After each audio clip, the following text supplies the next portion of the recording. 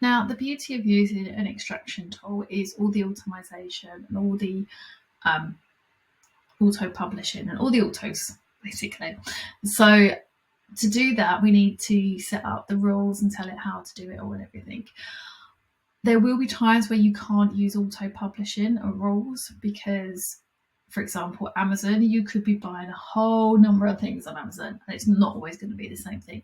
But if it is a company that is always going to be allocated to the same category, the same VAT rate, then it's really good time to use those rules and use the auto publishing. So we're going to set up some rules on here and show you how it all works. So you can do this in a number of ways. So the easiest way is literally just to come in to the document itself and click here on set supplier rules. You can also come down to suppliers and see your suppliers and see where the documents are. Come into them and you can set it all up here as well. But if you're new to it, as you're starting, you're only going to have dribs and drabs, so it's easy just to do it as you go. So let's come into here and click supplier rules. Very similar screen. So for duplicate cost items, you want to follow the system settings so that you review duplicates. And again, if you're really happy that it's correct and it's always going to be the same thing, you can click the auto publish. What I would recommend is to get your confidence and your trust in the software, because it is software. It's not guaranteed to be correct 100% of the time. So to get your confidence that it does work 99.999%, I'd set up the rule first, get comfortable with it. Then once you've got the confidence, then come back in again and turn the auto publishing. So you'd set the category that it would be. So again, I'm just making this up, but it's always going to be direct services. You can put the product or service in or ignore. Again, for customer, region, department, you can set or ignore as you want. The due date, they are always 7 days. And the tax rate is always 27. You always want to send it to purchases as awaiting payment. And you can extract the line items if you want to, or not. You can do the smart split rules here as well, so I'll go through that in a second. Description, consult, let's see. And if you do want to do the smart split rules, again, why are all these things so hard? You can come in here, so you can do fixed amount. So this is really great. We use this for like our Slack, because we monitor costs per person. So I use this to split out Slack, and I can put in, so consult 1 category. So again, I'm making this all up, so it's not making any sense. You can leave these in, change the VAT. Department is always HR or marketing. I don't actually know how much this is for.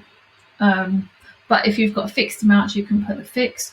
Or say you want to split it between departments. I'm going to delete that because this will be a lot easier to explain. So you want to put consultancy allocated to HR. Category, it will use, if you leave this blank, it will use whatever you put in as the standard. I think do that, and then consultancy HR 1 and 50%, and the other one consultancy marketing, same category, nominal code, whatever you can call it. It's not liking me now. So I'm trying to be too clever. 20%. That goes to marketing. You need to make sure this adds up to 100%. I don't know. And then you can apply it to all items from this supplier in the inbox. So you're happy that everything is split. You don't obviously have to do the smart split rules. It's only if you do need to split it to either different categories or different departments for tracking and things like that. Apply.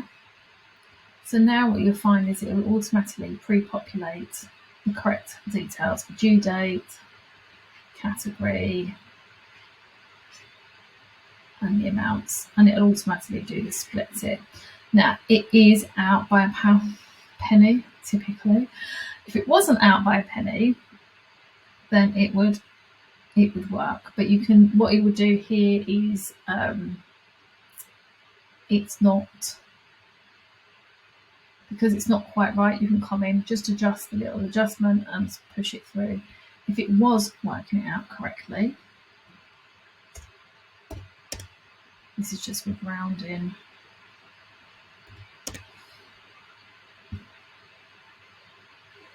Okay, let's get the wrong way around, clearly. So it needs to be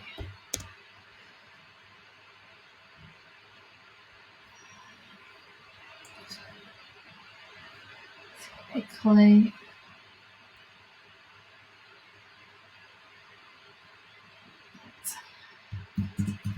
but at least this is good because it's showing you exactly how to do things if they don't quite go right. So we've popped that all in, done. So it's now all correct, and we can publish it through. So next time one of these comes in, it'll automatically allocate it and auto-publish it to Xero. So again, it's going to duplicate, but we actually want it to go to there. That's correct. So that's fine. What you can also do is, say you had multiple in here, you could just come in here and set the details.